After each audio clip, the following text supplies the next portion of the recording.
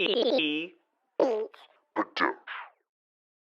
Hey, yo, Hoodie, word on the street is you got this new track out called Dear World Part 2. Yeah. Now, the first one, it was about 7 years ago, right? Yep. And now you got another track coming out, and it's kind of a little touchy. You know, people aren't really seeing eye to eye with what you're rapping about. So can you give us some clarity?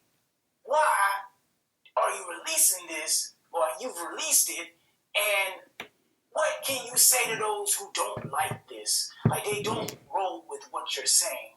Can you just help us out? Let us know. Well, I always when I release my music, it's always led by God. And that's with anything. You know, back in the day when I was doing R&B, I used to do these type of things. It's just through my own self and whatnot. But to those who don't really like what it is, it's just me following the obedience of God. And that's it. It was never to make anybody mad or whatnot. Because this is talking about a serious issue that's going on in the world today with the pandemic. However, I'm going to do exactly what the Father wants me to do because it's about obedience to Him. Just like the past music I've always done in obedience to Him.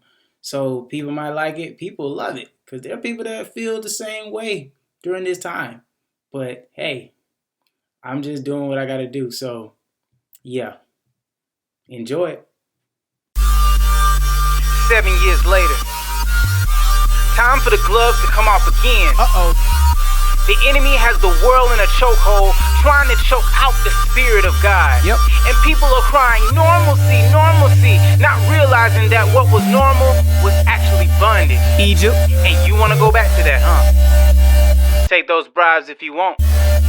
God flow. Shot, shot, shot. All I hear is shot, shot, shot. Are you gonna take the shot? Shot. Did you hear about the man that just got shot?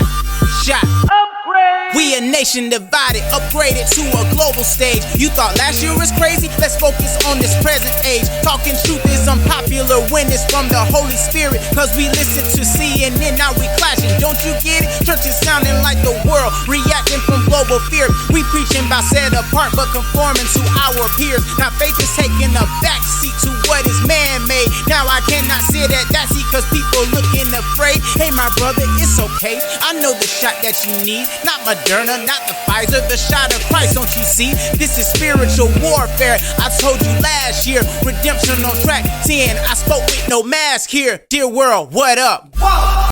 Okay, I feel it, I get it. So, you really letting God use you in this time to let you speak the truth. Right. And so, what I need to understand more about is, do you not care about what others think about you? When you take it to this level, what do you say to them? Yeah, one more thing.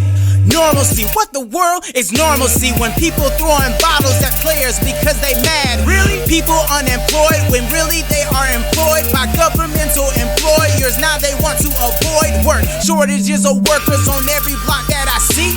People want normal, but in a second they flee to the next trend of the world. That's really odd. The vision was made clear. They missed it. It was God. Huh? Absolutely brilliant. Go. How do you deal with that type of stuff, or you need persecution or whatever it is? How do you deal with it? Let us know that. Well, the truth of the matter is I do care about others, so much so that it's affected me mentally in the past. And the enemy very much attacked me in that area, dealing with thinking about what other people think and trying to do things to please them. But you know, the Father has helped me and delivered me out of that.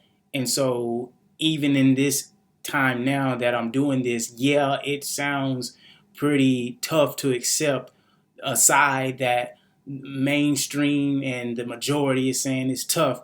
And it's tough being one of the ones to speak these type things against that mainstream stuff. But you know, it's also love, because just like Jesus, he said some tough things when he was here, and things that people didn't understand. People didn't like it. They didn't accept it. And yet he still died on the cross for them.